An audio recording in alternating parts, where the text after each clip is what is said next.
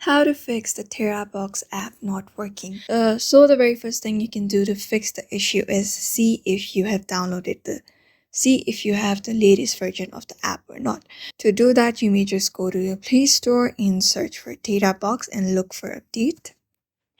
After tapping TeraBox, just tap on it and you can see two options here, uninstall and open. If your app needs an update, you will receive an update option instead of open here.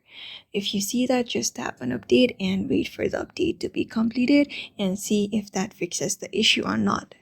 If that doesn't fix the issue, the next thing we can do is just go to the settings of the app. Just long press on it and go to the eye icon.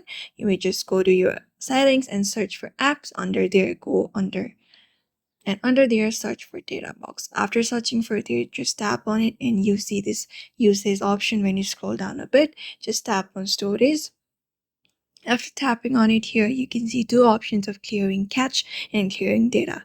So clearing cache helps you fix errors sometimes by resetting your app. So to do that, just tap on clear cache.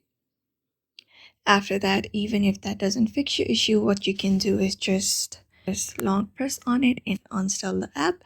After installing the app, reinstall the app, and I'm sure one of the methods it's gonna work on your device and fix the TeraBox app not working issue.